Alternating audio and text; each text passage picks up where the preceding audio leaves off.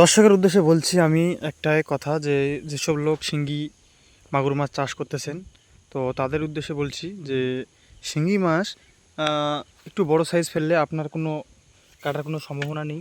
আর একটা কথা হলো যে শিঙ্গি মাছটা ফেলার সময় আপনি মেডিসিন অবশ্যই ইউজ করবেন। যেমন আমি মেডিসিন ইউজ করে এখন ছাড়বো, আপনাদেরকে দেখাবো। আপনারা অবশ্যই থাকবেন। এই ড্রামের মধ্যে আছে আমাদের শিঙ্গি মাছ, তো আপনাদেরকে অবশ্যই আমি দেখাবো শিঙ্গি মাছ কী সাইজ ফেলতেছি আমি।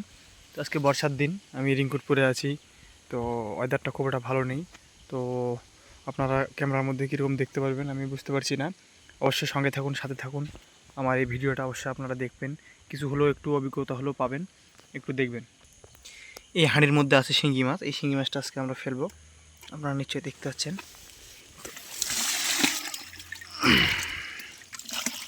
কী সাইজের শিঙ্গি মাছটা ফেলতেছি, আপনারা দেখেন।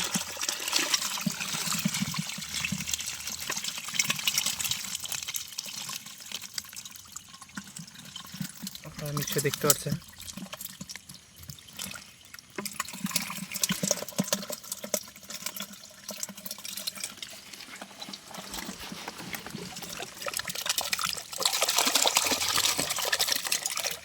এই সাইজের শিঙ্গি মাছটা ফেলবেন, পুকুরে প্রফিট বেশি হবে।